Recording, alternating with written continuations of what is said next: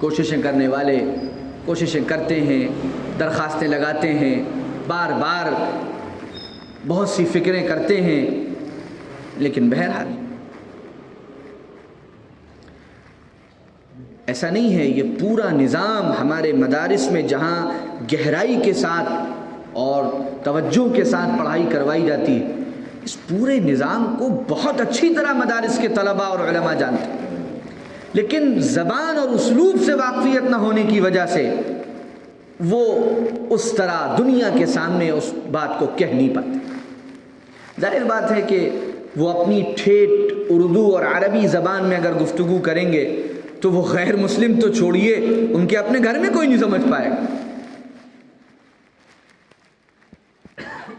ایک جگہ جانا ہوا، بڑا عوام کا مجمع تھا، تو ایک مفتی صاحب بیان فرما رہے تھے زکوٰۃ کے، میں نے شاید اس سے پہلے بھی یہ سنایا، زکوٰۃ کے مسائل پر۔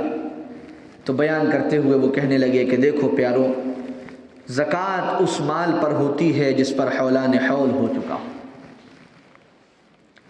تو عوام کے تاثرات ہم نے نوٹس کیے، شاید 1% بھی نہیں سمجھ پایا کہ یہ کہہ کیا گئے۔ زکوٰۃ اس مال پر ہوتی ہے، اس مال نامی پر ہوتی ہے جس پر حولان حول ہو چکا۔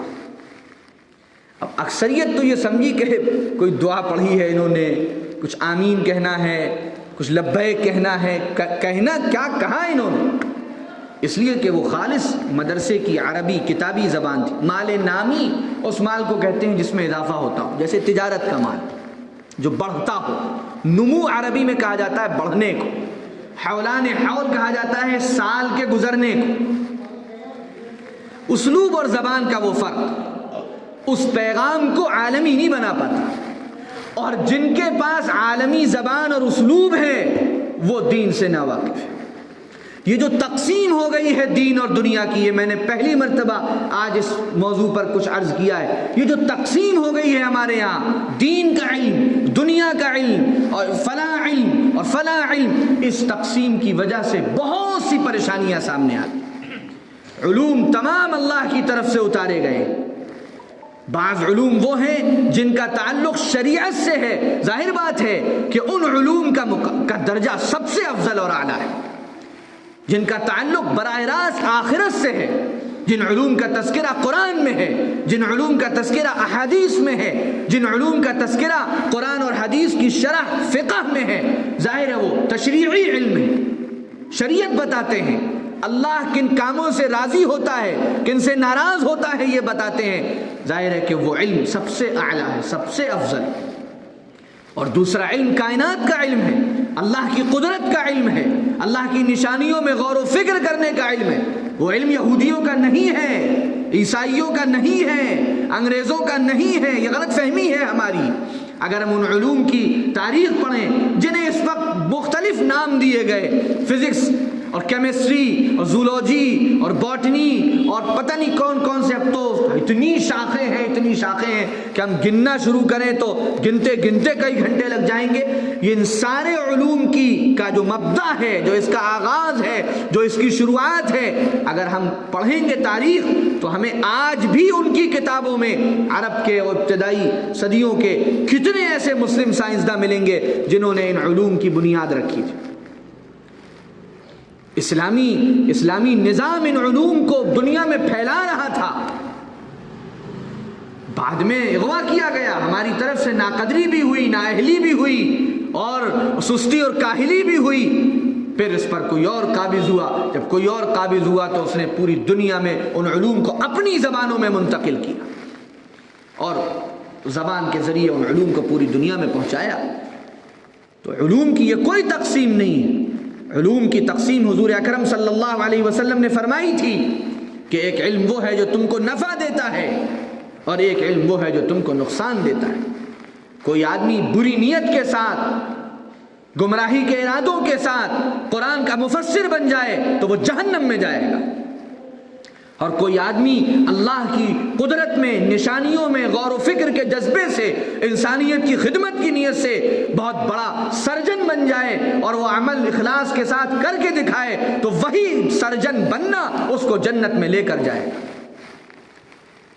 جن کو اللہ نے یہ علوم عطا فرمائے ہیں انہیں چاہیے کہ وہ زبان میں، اسلوب میں مہارت حاصل کریں۔